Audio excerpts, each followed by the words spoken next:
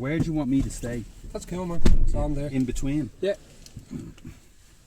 The sun is fighting on that card tomorrow. Look at that, isn't that brilliant? Yeah. Cage Legacy. Get all over it. That's Pay-per-view. That's it. So, today I have Baz with me on the show. Just going to talk about Baz. As far as correct me if I'm wrong, viewers, Baz was one of the first presenters I know to produce a show on MMA in Ireland. There you go. That's a while back, isn't it? Yeah. We were trying to work that out. What was that? That was, I think, around 2008. 2008. A lad called Stringer up in Chris Stringer, yeah. Chris Stringer. Yeah. And he just started off, and that was my first time I'd seen that. I remember thinking I was quite shocked at it. Yeah. Because I was used to seeing boxing, but I'd never seen anything like that. Yeah. That level of mauling. I'd heard about it. I had a friend who was the director in New York, and he trained with the Gracies, and he did a documentary on Endo Gracie, I think. Okay. So he was very in with the family. So he used to talk about jiu-jitsu a lot. Yeah.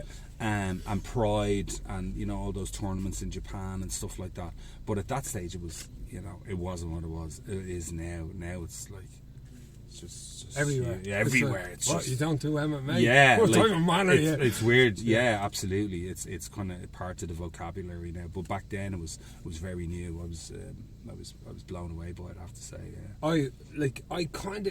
I'd seen it on Pride and stuff, but never really got into it. But you worked with my wife, so any show you've ever, how low can you go, and all that stuff, we always followed. She roped you into it. Kind of. We only really had to tell you. We were after his wife was called Mad Thing, by the way. She's the best. She's the best. That's yeah. But with this show, I remember going, and it was because I think it was better because you were raw to it. Yeah. Because it brought people like me going, what is this? You know what I mean? Yeah. Along, instead of somebody that knew what they were looking at, talking all technical. You would have lost me. I think it's funny, my mum said it to me years ago. I think I got slated for presenting some show or something, right? Yeah. And I was taking it pretty hard because it's the first time, it's different. You do a show and it does well and it's rating well and you think that's great, and next thing you read this review in the paper and your man is just skating you, he's skinning you, and he's some 65-year-old journalist for the Times, and I'm some pisshead going around Australia, but so he's not going to get where you're coming from. But I remember being quite hurt by it, and my mum was like, I was like, maybe I should try and be more professional, or be, project a different image of me to an audience. And my mum was like, don't ever do that. Just be you, because you'll be found out. Yeah. Because to look down a lens and talk, if you're lying, it'll fucking see it pretty fast. Yeah. And she was just like, look, just be you. And yourself, the older you get, the more you start to own who you are. And so some presenters, maybe when you put a camera on them, they go into presenter mode or whatever. But I tend, there's not a big transition for me. I'm kind of similar to off camera. So if you don't like me on camera, you won't like me in real life. I'm pretty much the same fella, kind of, That's Oscar Wilde's quote, be yourself, everybody else is taken. Yeah. That's sort of saying to me kids all the time, be you. And if people don't like it, well, that's their problem. Fuck them. Honestly, that's the truth. But it's a hard thing to do, because especially for young guys. Because I've two lads, and one's 18 and one's 23. And you're young. You want to project a cool image of yourself, and you sometimes you don't know who you are exactly, and you transition and change over the years. But you've got to be authentic. You've got to be able to own who you are. It's so important, because all that shit, all that drinking and abuse and addicted to women and whatever it is, all that comes from a place of I think it comes from a place of self-loathing. It comes from this thing where the Japanese say you have three masks, one you wear to the public, one you wear to the family and friends, and one you wear to yourself, right? And they frame them in the houses, and it's very true. At some stage you're going to kind of catch your reflection, and you have to be true to yourself. You have to go, am I You know, am I the dad I want to be? You know, am I the man I want to be? You know, am I just a fucking fake? And if you're a fake, everyone else might be fooled, but eventually yourself, that will eat away at you. I think. And if you're completely truthful and completely honest with yourself, you're going to take a reflection. If you take a daily reflection or a weekly reflection, and you're going to look back on that and go, could try harder, could have done better, could have this, could have that. Because if you're not saying that, you're not growing. Absolutely. You know? Absolutely. And I think especially with guys, like, I throw out my truth. I tell you something. Say, hypothetically, right? Say I had a moment where I felt very depressed and close to suicide. Yeah. Right? I felt like I've had enough and I'm close to suicide. I throw that truth out there. I tell you my truth, my story. Now, 4 to 5 people I'm telling it to might just, you know, not react to it. But there's one of them that might go, well, I'll tell you my truth. And all of a sudden, when you have that honesty, all of a sudden you start to really talk. Because men are very good at, me and you could chat about United. You're probably a Liverpool fan, are you? Yeah. You're fucking nerd. We could talk about anything else. You know, we can talk about sport. But men talk all the time. But sometimes they don't talk the real talk. They don't talk truth. Yeah. It's all a bit of a. It's all a bit of a mist, you know, rather than to talk about real things. That because it's when you talk real conversations and you're having real truths, you leave yourself slightly vulnerable. And men tend not to. I think it's changing though. I really do. I remember talking to Tommy Tiernan about this, and I was saying, like, have you never cried in front of a mate? Have you never just snapped? Have you never had a breakdown? Like, and he was like, no. And I was like, really? I find that fucking mad. Because I've had mates who, you know, fought addiction and mates who've lost children, and, you know, like, I've been around it and I've seen them howling like fucking wolves and just gone, you know, and they needed that, and then afterwards they were grand. But what happens is lads don't do that, and then they start, you know, burying themselves in points, or you know, they becomes, it starts eating them from the inside a bit, you know. I think. And like what you're talking about, my dad would have suffered, and it's not me droning on about mental health. He would have been hospitalised a couple of times, and by his hospitalisations, he taught me more looking at him and how he recovered than I think I grew more in them 5 years that he was battling that with going into Pats and seeing him, and then seeing other men and seeing young fellas and seeing a couple of athletes around the place, and you kind of go, fuck, like, you don't expect. And then he's introducing you to a couple of mates that he's met in there, and this is Roger, he's a dentist, and this fella's a doctor, and this fella's a labourer, and you're going, okay, this is like everywhere. And the main thing I learned from me dad is what you just said there. It's, you see, when you bury that stuff that's troubling you, you're not burying it. No, it's coming out at some stage.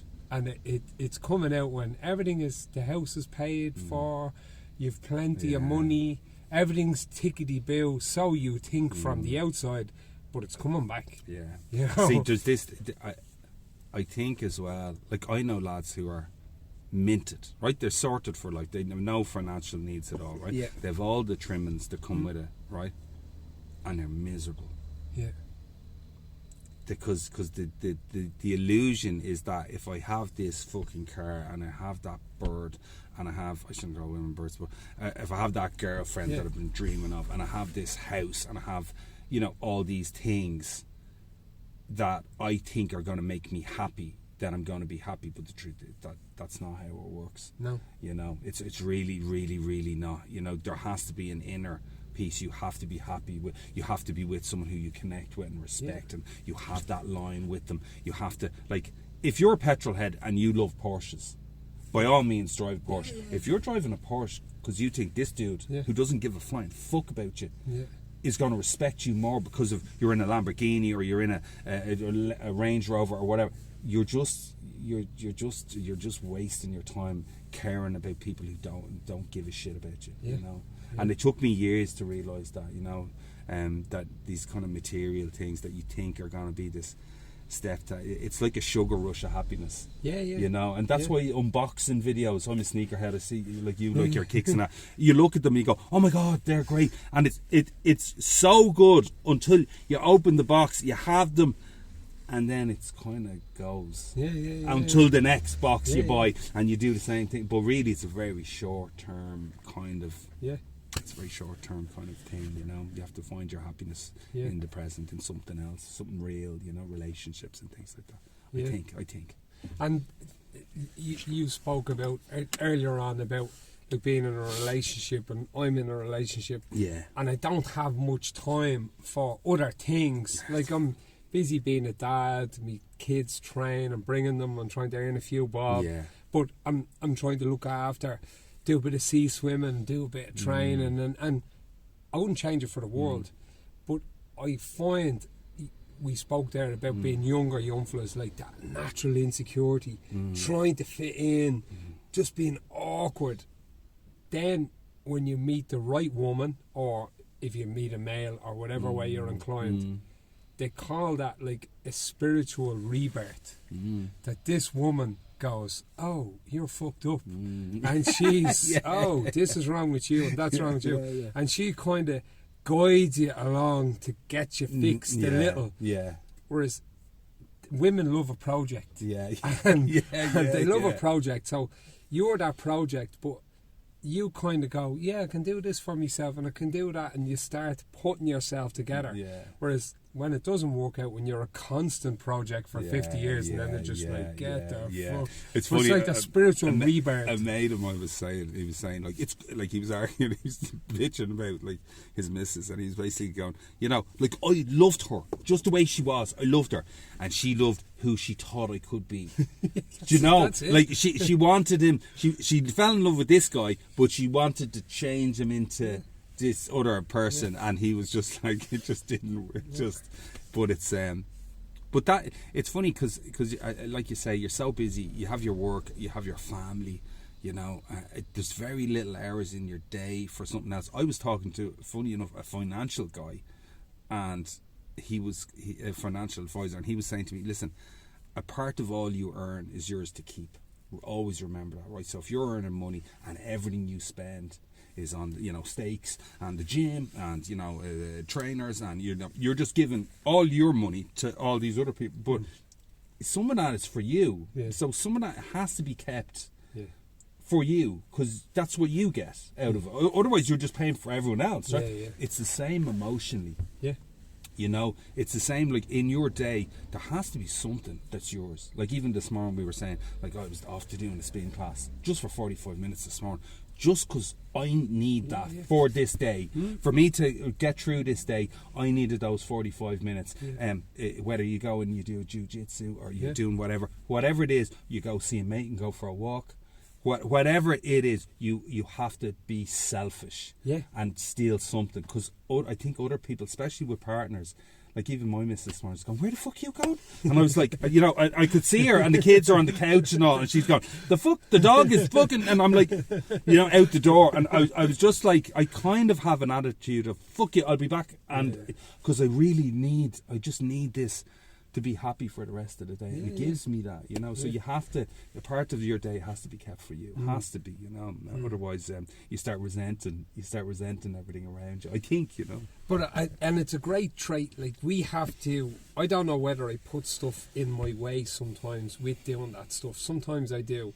Whereas, like, Yvonne will come in, I'm going out with the girls, we booked the weekend, 6 of us, fucking, and I'm like, oh yeah, sound. And the lads are all looking at each other, PlayStation, happy days. Will you be all right? Grand, go. Then when you try and go, it's like, what? Saturday? I have to put these on the Christmas tree and get lights. And it's women are great at it, whereas we kind of struggle a little. I think it's where your place is. That you see, I'll be honest with you, my family doesn't work without Tanya, because she just keeps it all together, you know, like genuinely, and it's funny because outside of the house, like, we go out, you know, I'm me, so people see me, and I suppose I'm a big personality in like a presence. So if I want, but really at home, she's kind of, it doesn't, like, I just couldn't, my family could function probably to a certain extent, probably, but maybe not financially, but they could emotionally. I wouldn't worry about them. Like, if she wasn't in the equation, I'd worry about how would I take care of them all, and how would I, give them everything they need, because she's just so good at maintaining our family, so you kind of have to know what your roles are in the family sometimes, and you're trying to evolve and get better, but I'm like, even just feeding them, I'm just like, I'm awful, I'm just brutal, I'm just not as good at taking care of them and being on top of things. She knows everything, appointments, or like, we've one daughter, she's epileptic, and like, I'm trying to like keep in schools and meetings, and I'm just like, don't know how like 6 kids and a grandkid, you're just like, I fucking don't know. I'm lucky I can remember your name, you know what I mean? I'm just like, how do you do it? Like, but yeah. But them strong women. Yeah. Like, I've seen 50 Ways to Kill Your Mommy. Yeah. So your partner is very similar to your mother. Very. Them strong women. That's like, my mother's strong as well. Not physically. No. She doesn't look like me mother. That'd be really fucking sick. But yeah, they're personalities, strong. They're solid. Like, nothing is gonna phase them. Or I'm fucking throwing bleeding hissy fits in the corner, and she's like, it's cool. Yeah. We need them type of strong women. Yeah. I grew up around, like, I was raised by my mum and my grandmother, and they're both incredibly strong women. So I've always had that kind of, because people go, someone asked me before, who was your male, like, influence, who did you look up to? And I was like, no one really. Tupac? I don't know. That's who I was listening to, but I didn't have a male role model. I just didn't have that in my life. Like, there was good men around me. I had a next door neighbour who was a great man, and I admired him, and I liked the way he was with his kids and his family. And I remember thinking as a kid, I wish someone like that was my dad. Like, but really not knowing. Yeah. But I had incredibly strong women around me, who were well able to take on a father role in some ways and give me what I needed, So it's weird, I found, like, growing up, my grandmother was similar. My dad was there all the time, but it was like my mum and my grandmother. And I listened to this, women are being dominated, men are wankers, and you want to fucking grow up in my house, because the women were fucking savages. Going into a butcher's with my grandmother was something to behold. Fucking, you'd see bleeding butchers' flutes shrivel when she came into a place, because she fucking was ferocious on price and what she'd get. I know. They fucking no money, so any money she had. So these women were fucking ferocious. Yeah, I remember.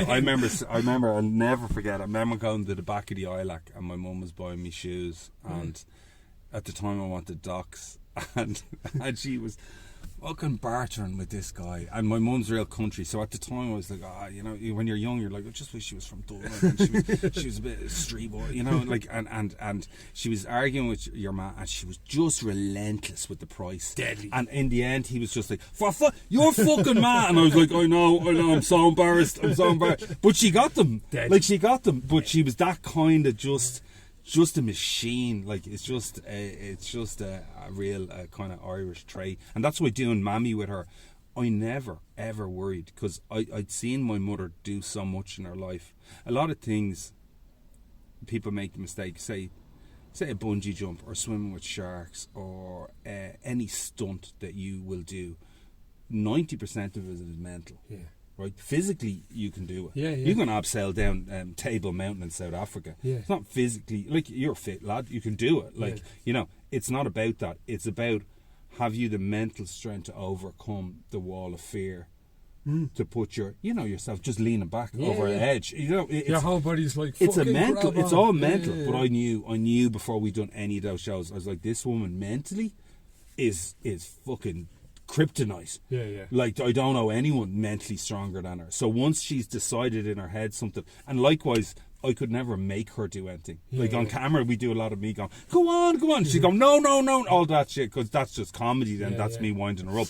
But really, if she said no to something, they're not fucking getting her to do that. No. She doesn't care. She doesn't care about cameras or me. Or she's like, I asked her to tattoo me, and it was one of the only things she said no to. And I was like, you fucking chunk, you did the highest skydive in the world. You won't just tattoo Mum on my arm. And she goes, I hate your fucking tattoos.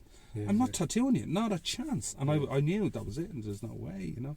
So if you've been around people who are so mentally strong like that, I think you can learn a lot from them, you know. Yeah. Because everyone's afraid. There's absolutely nothing wrong with being afraid about leaving your job, or having a baby, or arguing with your wife, or whatever fears you have. I think the anticipation of something, of a fear, is much worse than the doing. Yeah. So we say you were going to do a speech at a best man at a wedding. Yeah.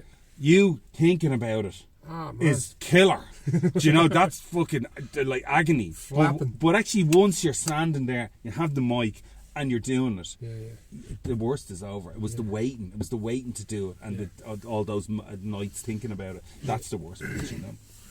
I was talking to Max about stepping into the cage. Yeah. And he said, what's it like? Like, Max would be, he'd be able to speak about his emotions and how he's feeling. It's amazing.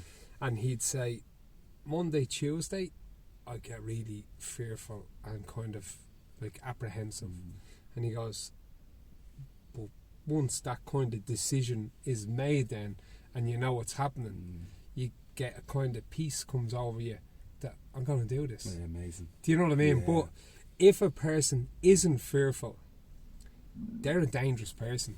100%. You need fear, like. Now, if it rules your life and paralyses you, that's not good. But you need fear. Absolutely. You need to be afraid. There's a reason. A healthy respect for it, rather than I'm not going outside the door because I'm terrified. Absolutely. You know? Like, there's a reason you have that emotion. It's a warning. Mm-hmm. You know, it's a warning to go, don't. It's funny, I was doing a show, and it's with two young boys with autism, and they have like a flight syndrome where they will jump. Like, when I met them the first day, they were climbing up on top of mantelpieces and jumping off. Yeah. And if you left the window open, they would walk out onto the window ledge and they would jump straight into it. Like, it's and it was amazing just to see what happens when it's taken away from you. It's extracted from you, all fear, because they would put their hand on the stove, burn themselves, and put their hand back on the stove.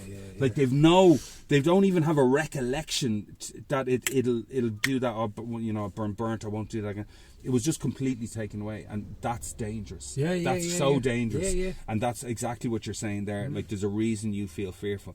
Where it becomes a problem, and where it becomes kind of sad, is where you have people that have all this potential, right, and all this opportunity, and they let their fear take it away. And I can't help think that someday you'll kind of sit there and go, I wish I hadn't let it overtake me. You know, it's okay to pull back and say I'm not going to do something, but try again. Like, give it a go again. We were even talking about success. Man, I fucking failed so much. Like, genuinely. Like, people don't see it. They think, oh, he won an Emmy and he's got this and he's fucking doing this, and, you know, it's all great. I fucking failed so much. I'm still failing. Do you know what I mean? Like, it happens it's just a process. But people don't see that. They only see the gravy. They only see the good stuff, you know. But that's a huge part of just evolving is fucking up and things not going your way, and then switching and doing something else, and constantly changing and constantly trying again, you know. But fear is I think fear is great, you know. I think it's a good emotion to have. And without fucking up, you wouldn't feel that loss. So then the success would lose its meaning. Do you know what I mean? Absolutely. You need that fucking, and the wife, come here, you fucking need, you're putting the arm around you. You're not that bad. You're not really a fucking idiot, but you're my fucking idiot. Do you know what I mean? You need that, like, that day, and it's like a couple of hours, right, fucking sort yourself out now. Absolutely. Do you know, Absolutely. So we all need that in some way. I love the analogy, like life, and my mother has said this to me before, is keeping yourself centered, and it's what she has that makes her very, very happy all the time in who she is. So we say she won $5,000 tomorrow. She'd be good. But she wouldn't be go crazy. Right? But she won an Emmy, and I remember near the end of the night she was like, "Will we leave?" And I was like, yeah, if you want. Like, and I remember your man, what's it, 9.5 weeks or whatever it was. What's his name? He's married to one of these famous actors was hanging out with her. And she went, well, we go to a little Irish bar. And I went, yeah, fuck it, chill, well, let's go. So we ended up in this little Irish bar, and was me and her eating chicken wings, having pints in an Irish bar. Because it's a matter of never getting too high when things are going good, and when things are really bad, don't go too low, because things will always get better. But when you're up high like this, that's great, but you can't stay like that. There has to be a momentum, you know. So if you can somehow keep yourself in the middle a little bit, and that's not getting above yourself, and getting complacent, getting cocky, and getting arrogant, taking shit for granted is a huge one. And I've been that fella, and just taking shit for granted and lost it all, and then just gone, how did I? And you just took your eye off it. You just got cocky, you got arrogant, you didn't appreciate what you had, and all of a sudden something happens in your life, and all that changes. Like, I just came off doing a show with a man,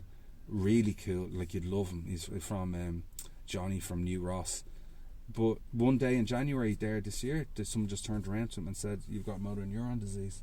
And he was like, well, like, didn't know anything about it. And there's two types. One, you could go for 10 years, and the other, you got the diagnosis, he's going to be dead in 18 months. Fuck. Right? And not just dead, he's going to lose paralysis in this leg, and this leg, and this arm, and that, and his voice, and then go. Like, it's a horrible, horrible disease. And all of a sudden, if someone said that to you, what would you do? Well, like, what would you do now? Wouldn't you start regretting loads of things and start fucking living your best life? You know, it's like that thing in Fight Club. Do you remember where he threatens your man to kill him? It's just this thing in the car park where he's threatening to kill your man, and then he doesn't kill him. He goes, tomorrow he's going to wake up and he's going to fucking start living his life. And there's an element of just don't take shit for granted. If you're tucking your kids into bed at night and they're all right, brilliant. You're going to bed with your wife. You know, you have your family, you know, there's no one sick, like, Jesus, you got a job, like, all these things, you got health, you can go to a gym, you can roll around on a mat, you can fucking go boxing, you can swim in the sea, you know. If I said you could never do one of those things again, all of a sudden you start getting all romantic about it. What, you can never do jiu-jitsu again, I can never, you know, it's even people you do it with. You know, we do it with our partners all the time. Me and my missus are very volatile. We're very verbal, and you know, people think we're taking the piss when we go out, but we are. We're big. We go at it. But every now and then I have to just do something nice for her, because I'm just like, just so you remember, you're me one. You know, I love you. You know, like, I know I'll give you a hard time and all, but like, that's all stick. Like, you have to do that. You have to be grateful. You know. No, 100%. But even that, what you're talking about, that guy from New Ross, that's going to happen. Me and you. I'm under no illusion. There's going to become a day. So I think it's like, I spoke about that rebirth earlier on, when you meet your missus, and I think most blokes, it hits them when they're like mid-30s. Some people call it a midlife crisis. It's not really, it's like, no, fuck, we're going to die. And some people respond in all different ways. It's like, no, I'm going to fucking live. And there's going to come a certain time, hopefully, everyone likes to think that they're going to see out their days, but unfortunately that doesn't happen.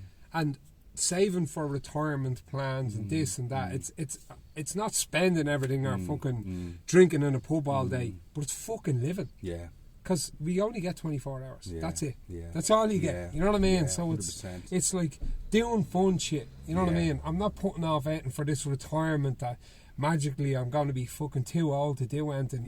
Life is happening now. Like. And that's why, again, see, I'm very lucky.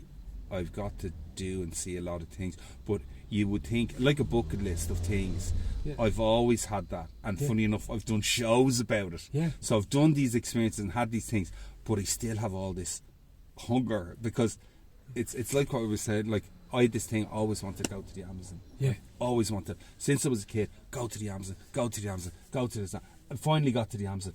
The fucking Amazon was the worst place I've ever been in my life. All I did was get chewed by bats and fucking ants and spiders, and it was, when I say it was fucking horrific.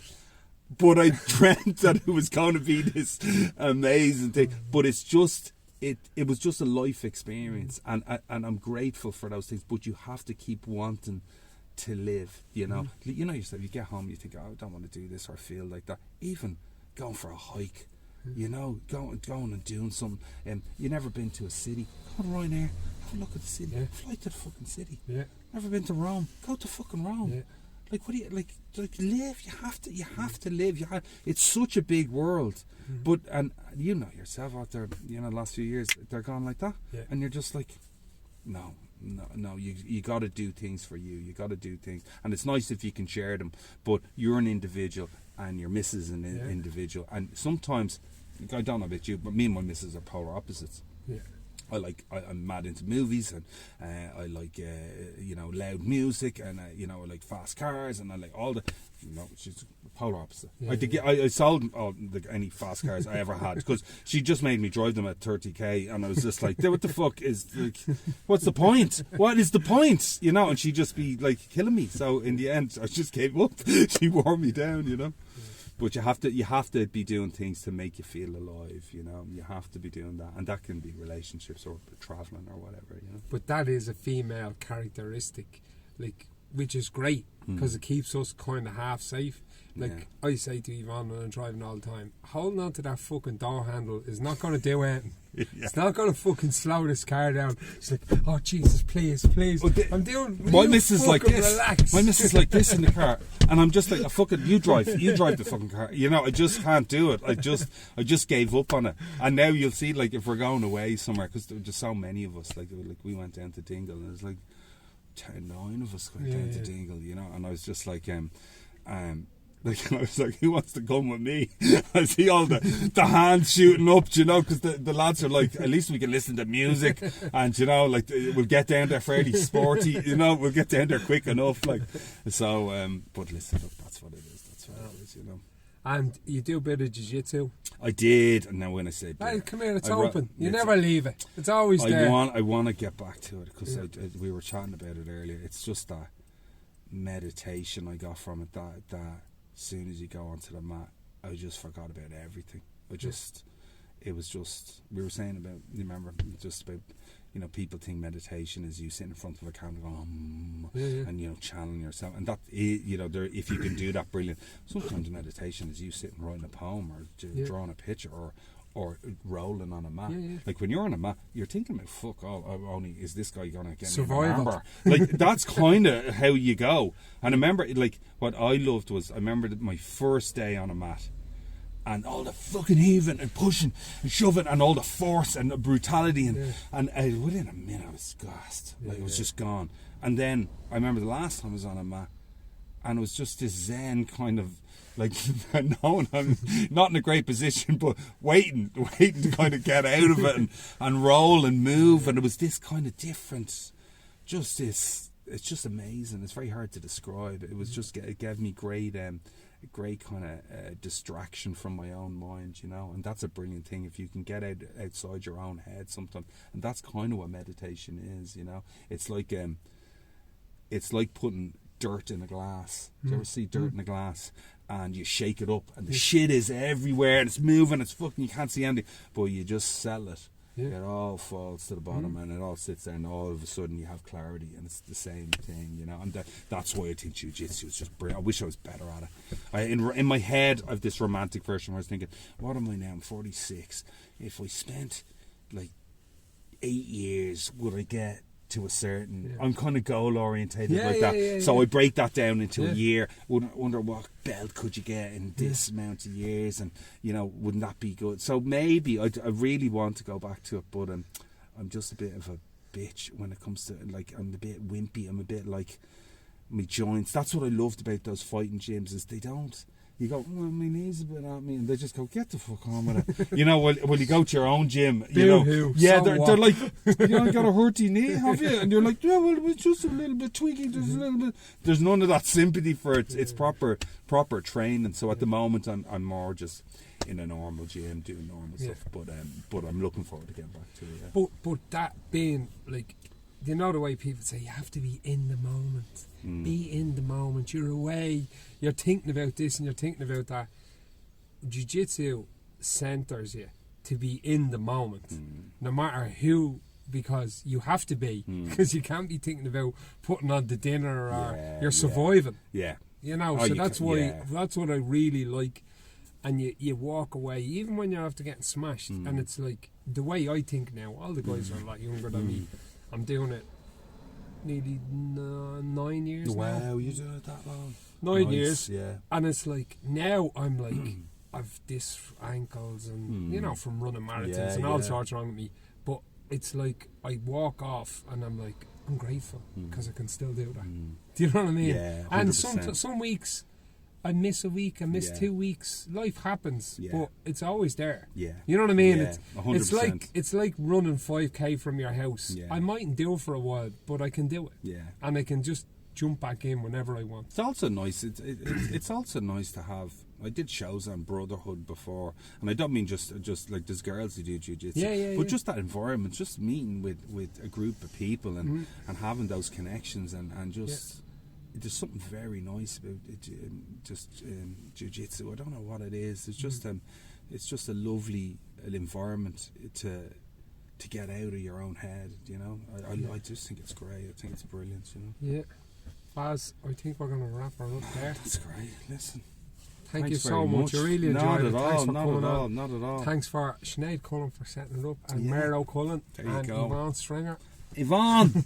Yeah, good stuff. She's madder than ever. Listen. Madder than ever.